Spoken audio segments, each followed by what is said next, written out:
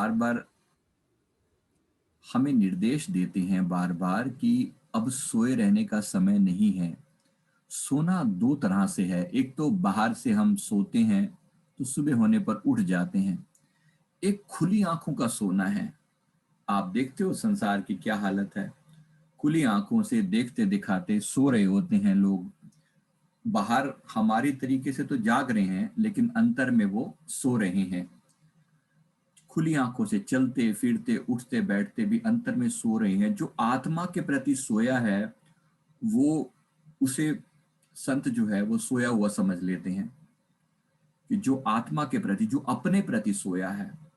और क्या यह बात सच नहीं है? हम अपने अलावा बाकी सब के बारे में बहुत कुछ जानते हैं।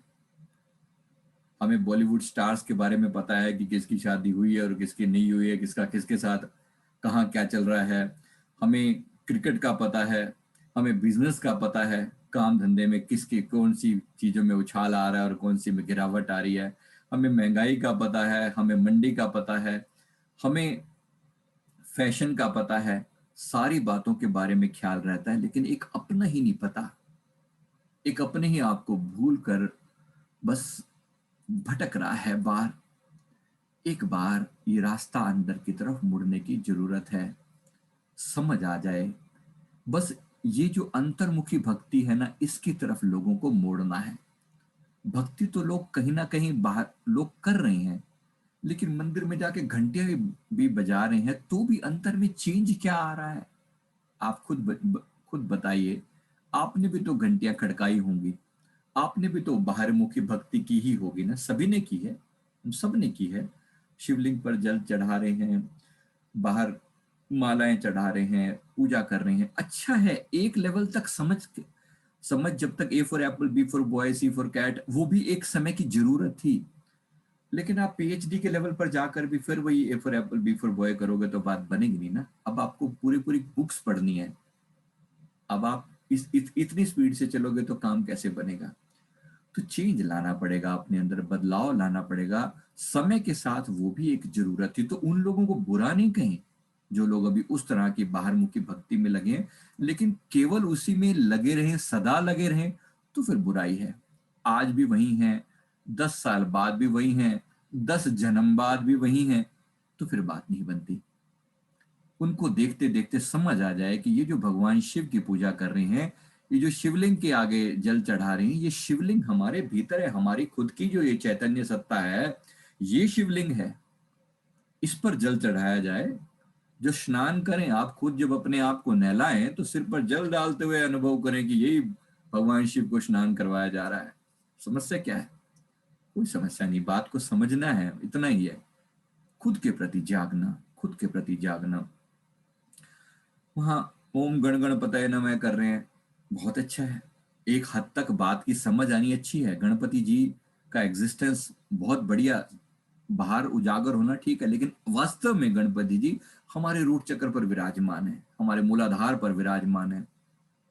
तो असल पूजा ये है कि उनको उनको क्लियर, उनको वहां से जो है गणपति जी को अपने भीतर जगाया जाए। अपने भीतर के गणपति जी को जगाया जाए और आप प्रैक्टिकल हो जाएं। आप अपनी बुद्धि, गणपति जी मतलब क्या? बुद्धिमत्ता का प्रतीक है। अपनी बुद्धि का उपयोग करें, थोड़ा प्रैक्टिकल हो जाएं, दोनों चीजों में बैलेंस बनाएं। दोनों दोनों दोनों चीजों में बैलेंस बनाएं। जैसे ही आप ये बैलेंस बनाते हैं, आप गणपति जी की वास्तव में पूजा कर रहे हैं। वो जब आप प्रैक्टिकल हो जाते हैं तो आप गणपति जी की पूजा कर रहे हैं उस समय में। इसको थोड़ा और तरीके से समझें।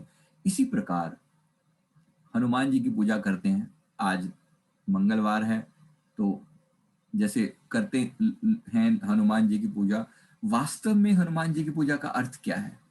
हमारे भीतर जो हनुमान है, जिनने अपने मान का हनन कर लिया है, वो जो बैठे हैं, उनको अपने भीतर जगाया जाए। अपने भीतर के बल, जय हनुमान ज्ञान गुण सागर, हमें भी अपने भीतर ज्ञान और गुणों का सागर बनना है।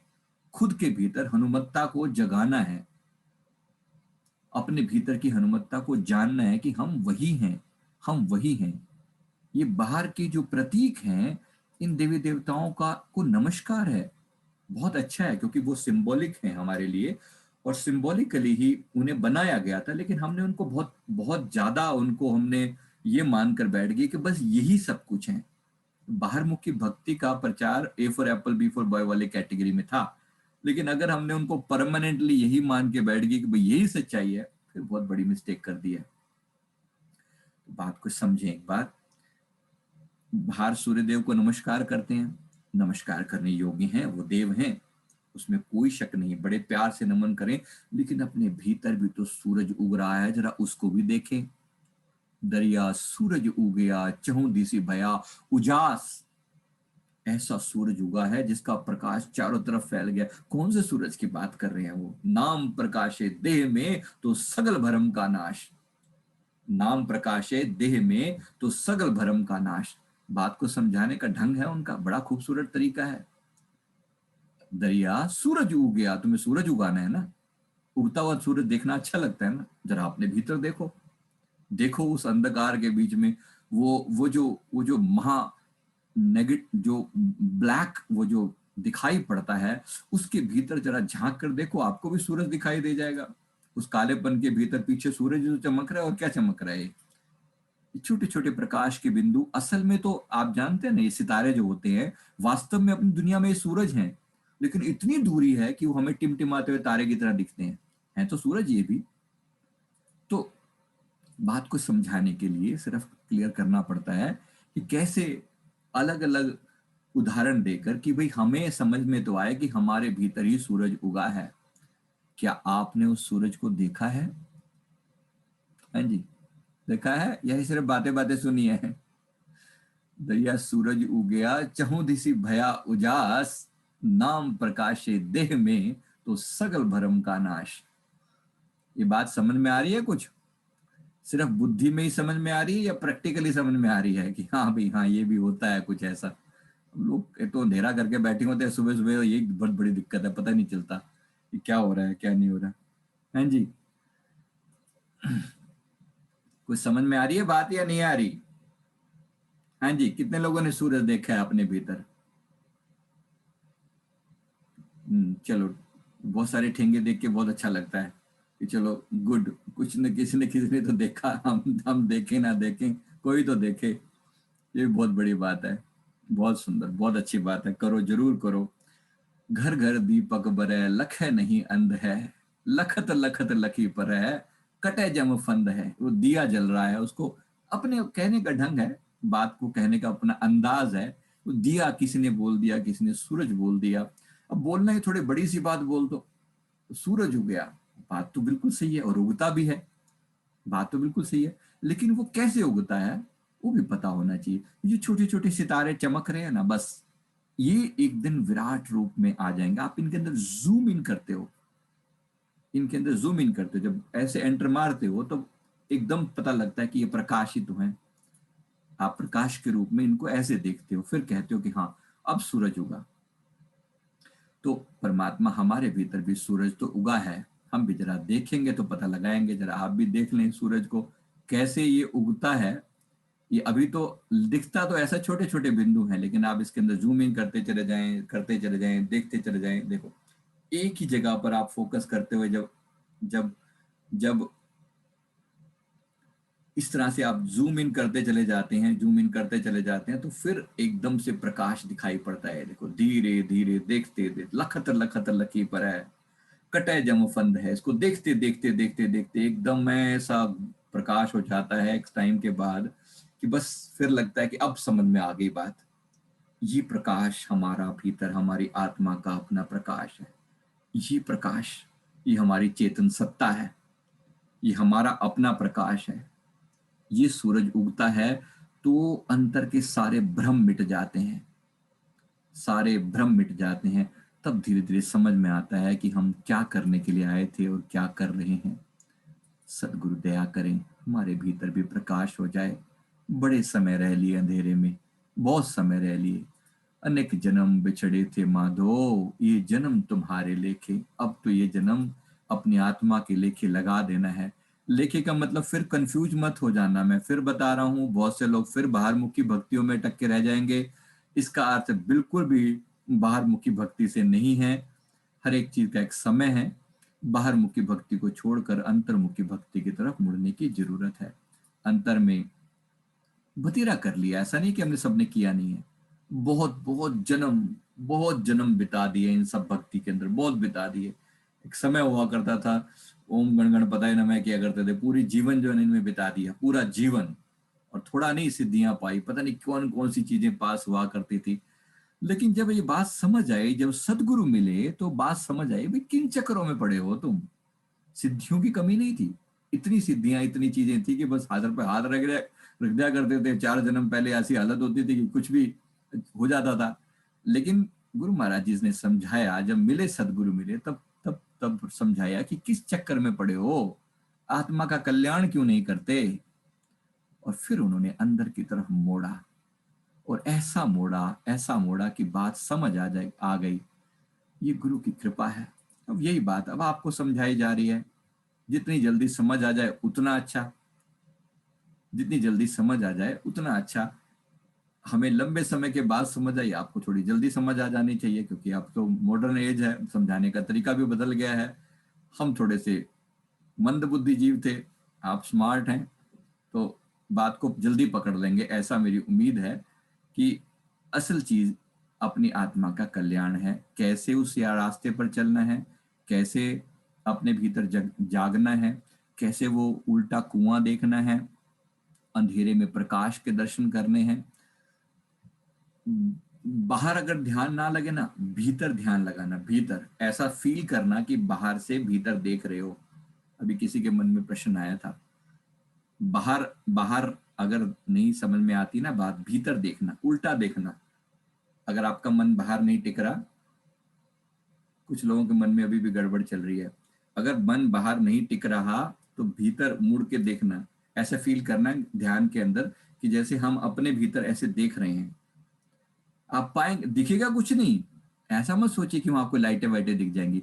पहले केवल खालीपन दिखेगा। वो खालीपन के अंदर टिकने की कला सीखनी है। खालीपन के अंदर ही फिर वो, ये जो काला अंधेरा जैसा दिखा, उसके अंदर फिर प्रकाश के बिंदु दिखेंगे। और फिर प्रकाश के बिंदु के अंदर आपको पता चलेगा कि पूरा ही पूरा सूरज हो गया है। मस्तों के संग रहकर मस्ताना हो गया हूं, ऐसी पिलाई साकी ने खुद मैं खाना हो गया हूं। ये सतगुरु की कृपा है। ऐसा खेल प्रभु ने खेल दिया है कि जिस चीज के लिए हम तरसते थे, वो अब अपने ही भीतर पाकर जो है, मक्का हज हिये में देखा पूरा मुर्शिद पाया, तेरा मैं दीदार दीवाना। इसलिए अपने प्रभु के दर्शनों के लिए इतनी मन में तड़प पैदा होती है कि कि अपने सदगुरु ने जिस सदगुरु की कृपा से ये सारा खेल समझ में आया, उसको उसके लिए फिर संत सहजो भाई जी लिखते हैं ना कि चरण दास के चरण पर सहजो वारे प्राण। मैं ऐसे गुरु महाराज जी के चरण कमलों पर बार बार अपने प्राण सदके करती हूँ, क्योंकि इतनी इतने प्यार से उन्होंने वो कमाल करके दिखा दिया है कि मेरे जैसे एक ऐसे अधम जीव के अंदर भी अगर ये चमत्कार घटित हो सकता है, तो डेफिनेटली पुण्य आत्माओं की तो बात ही क्या है। पुण्य आत्माओं की बात क्या है। सतगुरु सम कोई है नहीं, या जग में दातार, देत ज्ञान उपदेश जो करे जीव भव पार। गुरु महाराज जी जैसा कोई दूसरा नहीं, जो अंतरात्मा के साथ जोड़कर सीधा सीधा कल्याण करते हैं। चरण कमल गुरुदेव के जो सेवत हित लाए, दया अमरपुर जात है जग सुपनो बिसराए। सीधी सीधे अमर लोक का रास्ता बताने वाले मेरे गुरु महाराज मिले हैं। ऐसे सतगुरु पर बारंबार सदके जाते हैं, कुर्बान जाते हैं। नित प्रति वंदन कीजिए, गुरु को शीश नवाए, दया सुखी कर देते हैं। हरि स्वरूप दर्शाए, अपने भीतर आत्मा में आत्मा को दिखा दिया। ऐसे गुरु की बारंबार वंदना है, बारंबार वंदना है।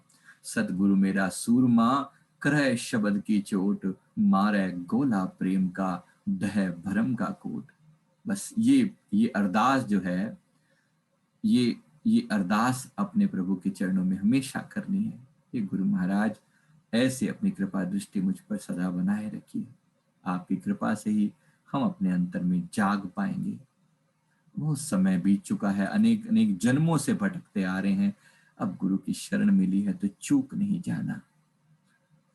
नहीं चूकेंगे ना इस बार, ये डन है। हाँ जी, डन है इस बार बेड़ा पार है। सुरेंद्र तारे जी, सुरेंद्र जी, बेड़ा पार है। बहुत भक्ति करी है इन्होंने, बहुत भक्ति करी है, इतने समय लगाया है। उल्टे लटक कर तप करते थे किसी जन्म में ये। आज अब समझ में आ रही है बात तो, अंतर में उल्टे लटकना है ना। बात बात बाहर तो सब दिखाने के तरीके होते हैं, वो असल में वो उल्टा कुआं। अब समझ में आ रहा है, जैसे बातें यहाँ संसार की होती हैं लेकिन संतों की भाषा वो होती है ना। कबीर साहब जी वाणी लिखते हैं तो उलट बांसी बोलते हैं कि मेरी भाषा जो है वो उलट बांसी है। कहते हैं बरसे कंबल भीजे पानी, ऐसा कैसे होता है? कब कंबल बरसेगा और पानी कैसे भीजेगा? होना तो उल्टा चाहिए। कहते उलट बांसी है, ये सीधी सीधी समझ में नहीं आती, ये बात थोड़ी उल्टे ढंग से समझ में आती है। तो लोग ऐसा समझते हैं कि भाई उल्टे समझने के लिए उल्टे लटक जाओ। तो ऐसी भी भक्ति इन्होंने करी है। लेकिन चलो, हम सब भी अंततः सही रास्ते पर आ जाएं। बातें अलग अलग जन्मों में A for apple B for boy बहुत कर लिया। अब फाइनली अपनी आत्मा की शरण में आकर अपनी आत्मा का कल्याण करें। जो अष्टावक्र समझा रहे हैं ना, अब वो समझने की बात है, या जो भगवान दत्तात्रेय समझा रहे हैं उसी को समझने की बात है। अब आत्म तत्व भी क्या कहना, कुछ रंग नहीं कुछ रूप नहीं, मन इंद्रिय वाणी से अगम में कुछ भी इसके अनुरूप नहीं। आत्मा अनिर्वचनीय अहो, वह तुम ही हो, तुम ही तो अहो, वह तुम ही हो, तुम ही तो हो। ये तुम्हारा ही खेल चल रहा है। ये ये ये तुम्हारा ही खेल चल रहा है। आत्मा परमात्मा भिन्न नहीं, आकाश सरीखा है अनादि। फिर ध्याता कौन और ध्येय कौन, किस लिए ध्यान किस लिए समाधि। अब आत्मा कहो कि ब्रह्म कहो, वह तुम ही हो, तुम ही तो हो। अपने आप को जानो। आत्मा परमात्मा भिन्न कहाँ है? भिन्न कहाँ है? एक ही है। आकाश ये जो कण कण में व्याप्त है, ये वही तो है। फिर कौन ध्याता और कौन ध्येय? किस लिए ध्यान लगाना, किसका ध्यान लगाना? ये भी एक ये भी एक माया है। जब बात इतनी सीधी और स्पष्ट समझ में आ गई है कि ये मेरा ही खेल है, जब पता लग गया कि आपने खेल खेला हुआ है, तो फिर जल्दी से जाग जाओ। फिर लंबे रूट से क्या आना, कान को घुमा घुमा के क्या पकड़ना, सीधा पकड़ लो, ये कान ही तो है और क्या। इतना सीधा। इसका मतलब है कि अपने आत्मा में सीधे चलो। ध्यान समाधि लगाना भी, ये भी एक भ्रम पड़ देगा, आपको लगेगा कि ये भी क्या लगाना, ये भी किस बात का ध्यान लगाना। आप ही ध्यान स्वरूप हो, आप ही ध्यान स्वरूप हो। ये थोड़ी और बड़ी बात है, ये भी समझ आते आते आएगी। इसका मतलब ये है कि कभी ऐसा ही समय भी आएगा जब ध्यान और समाधियों की जरूरत भी नहीं पड़ेगी। आप हर समय सहज अवस्था में होंगे। जब आपको ये पता ही लग गया कि मैं आत्मा हूं, तो फिर बंधन कैसा? फिर ये बंधन कैसा? फिर जरूरत ही नहीं पड़ेगी। तो इसलिए ये भी एक माया है, लेकिन धीरे धीरे करके हटती है, समझ में आता है। हालांकि एक बारी में भी समझ समझ में आ जाती है, लेकिन चलो, पकड़ में आ जाए। जिनका तीव्र दिमाग है वो एक बार में पकड़ लेते हैं, जिनका नहीं है वो थोड़ा धीरे पकड़ते हैं। जैसे आपको समझ आए वैसे पकड़ लो ना। हमारा काम है बात को समझाना है, जिस ढंग से भी समझ आ जाए आपकी मर्जी है। Thank you very much. मैं उम्मीद करता हूँ हमारे आत्मा को सही रास्ता मिले। जिस महायात्रा पर हम निकले हैं वो यात्रा पूरी हो, बस अब कंक्लूजन हो जाए, अब कंक्लूजन हो जाए। Thank you very much. बोलो जयकारा, बोल मेरे